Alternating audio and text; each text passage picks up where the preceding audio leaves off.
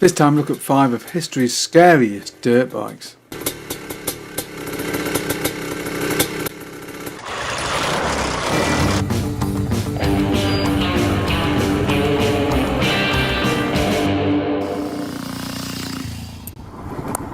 Motocross, or scrambling to give it its original English name, is one of the most physically demanding sports that's ever been created. It's also one of the most dangerous, especially when those mighty two-strokes appeared. So here are 5 of the most scary scramblers ever created. The CZ 400.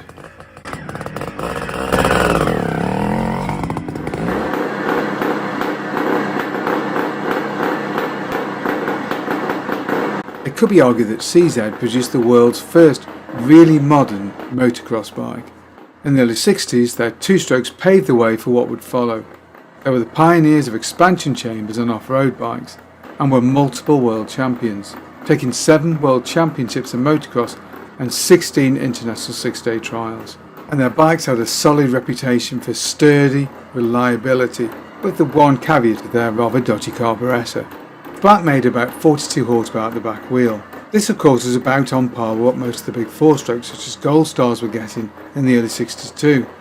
But of course the CZ was much lighter and much more nimble, and for the motocross riders of the day it must have felt like an absolute leap forward, both in terms of handling and performance. And while its performance wouldn't seem scary today, you have to put yourself in the minds of riders of the 1960s.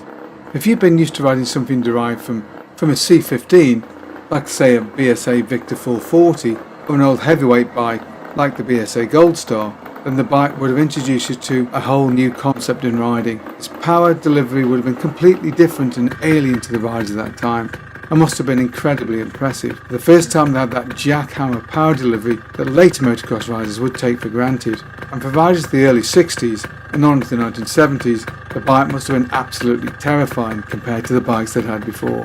And during the 60s they would won 7 motocross world championships at various capacities of 250 and 500. And while they would remain successful during the early part of the 1970s, as the 70s wore on, the Japanese took motocross more and more seriously, and CZ began to struggle. They simply didn't have the budget to develop new bikes to compete. And so by the late 70s, CZ's glory days were well and truly behind them.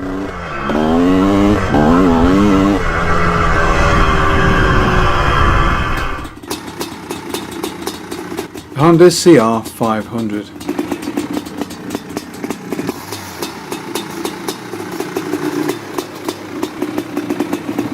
Introduced in the early 80s, whether in its early air-cooled form or its later water-cooled form, the CR 500 was an absolute beast. The machine made in excess of 64 horsepower and weighed very little.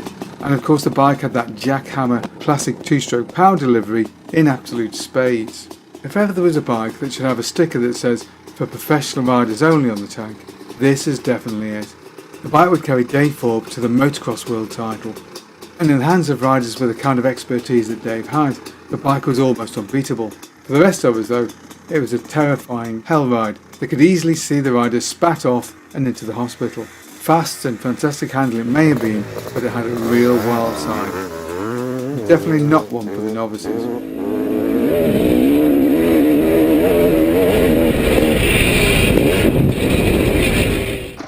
Husqvarna 400s through to 450.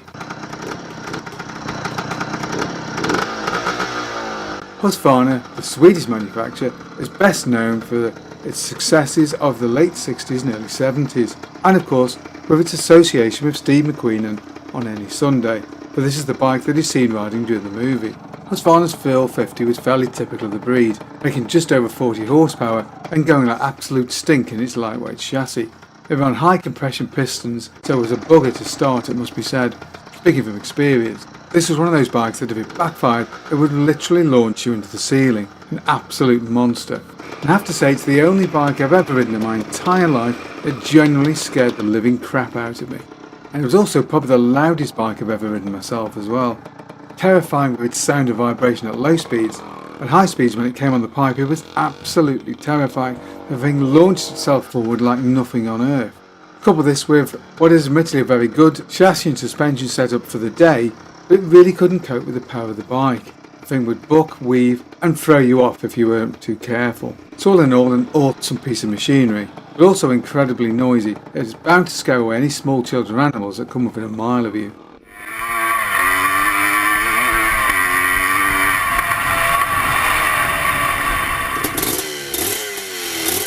The Suzuki TM400 Cyclone.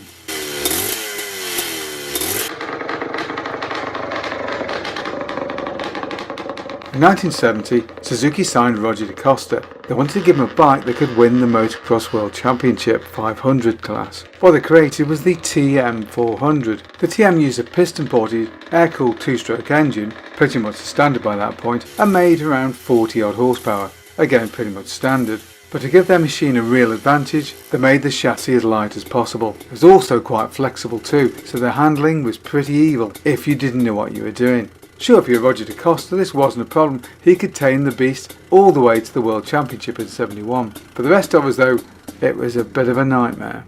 From time to time in history, some machines have been branded as widow makers. This was probably the first to be so called, and with good reason.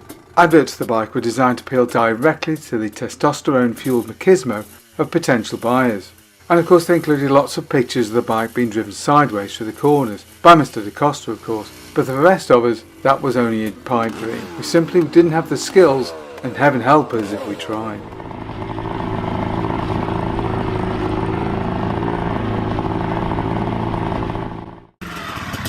The Mako 700. Mako AG, or usually abbreviated to Mako, is a company based in the Swabian region of Germany. The company was founded in 1926 and originally was founded as a car manufacturer. However, after World War II they began to produce lightweight, usually two-stroke motorcycles. And like so many European producers of two-strokes, became involved in motocross in the 1960s and 70s. And the company's MX machines would enjoy some success both in America and in Europe. And they became real pioneers in 1974 when they introduced a long travel suspension system. Mako would file for bankruptcy in 1983, but would continue to produce specialist machines in small numbers for motocross and enduro. But of course they're best known for their single-cylinder two-stroke 700cc monster. This bike is said to produce over 80 horsepower and an absolute mountain of torque.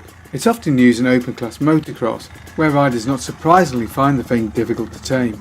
But the machine is best known for its use in sidecar cross. Here the sidecar extra weight helps to slow the beast down and make it a bit more controllable.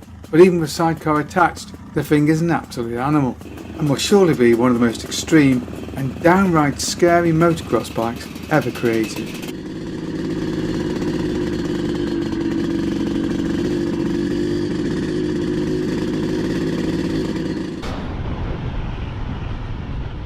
What collections of bikes would you like to see us do a video on?